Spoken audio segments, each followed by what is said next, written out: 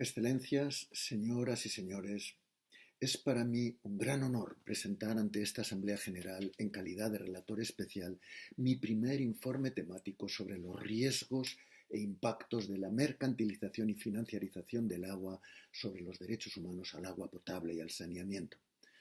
Presentación que haré en inglés. Water is one of the key elements of life, which is why it has traditionally been considered a common good. Along these lines, the Committee on Economic, Social and Cultural Rights considers water a public good fundamental to life and health.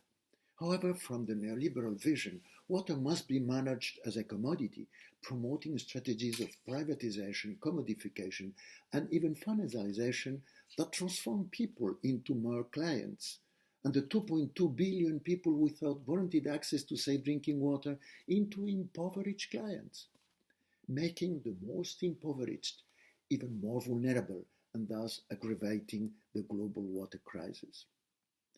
The commodification of water leads to its valuation as a simple economic good under the market logic, marginalizing non-productive values, the public interest, the public trust, and essential priorities such as the sustainability of ecosystems, the life and dignity of people, and therefore human rights.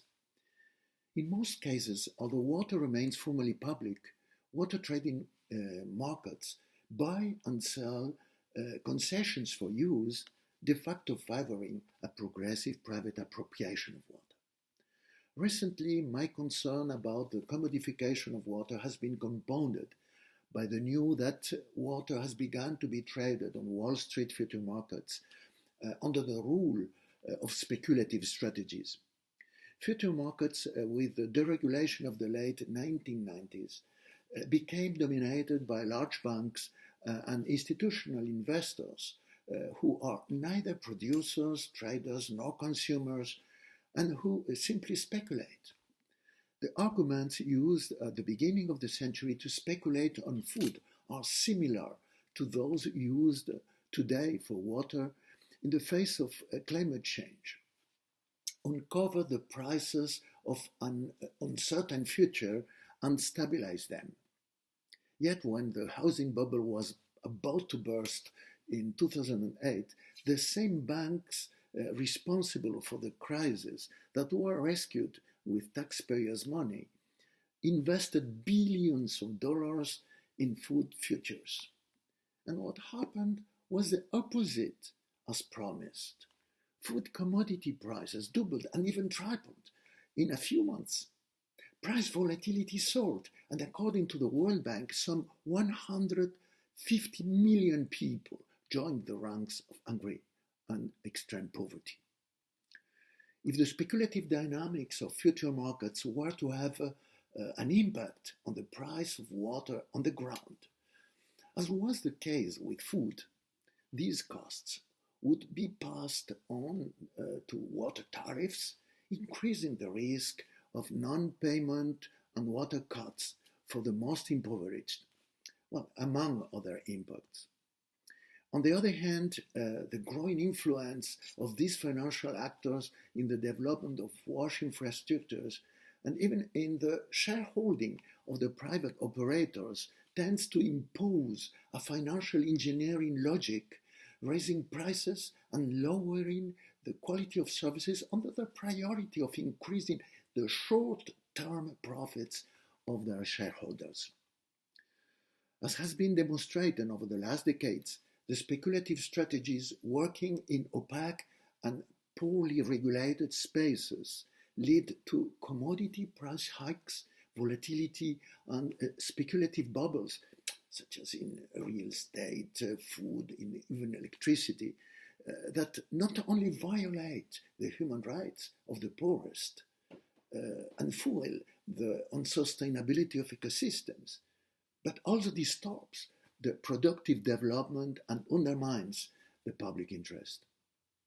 Regarding SDG 6, fight to the climate change, we can do it, but we need to accelerate the pace. It is claimed that there is a financial gap due to a lack of public funds. which may induce a financialization of WASH investments. However, after the never explicitly acknowledged failure of the austerity strategy in 2008 and its tragic consequences on poverty and inequality, the strategy today is very, very different. Significant post-pandemic public funds are available for the so-called Green New Deal of the 21st century.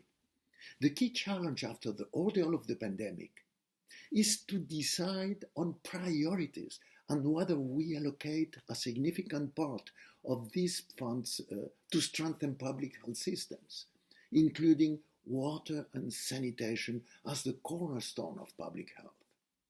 The key, Excellencies, is to understand the very nature of the fundamental challenge we are facing. In my view, we face first and foremost a global democratic challenge. Excellencies, as you will have read in my report, my recommendations focus on addressing the risks that climate change imposes on the effective fulfillment of the human rights to safe drinking water and sanitation, recognizing water as a public good, promoting democratic governance on the sustainable and human rights-based approach, and developing participatory strategies for adaptation to climate change in line with UN and experts' proposals, which have nothing to do with speculative strategies and commodification of water. There is still time to correct mistakes and to avoid reckless strategies. Thank you very much.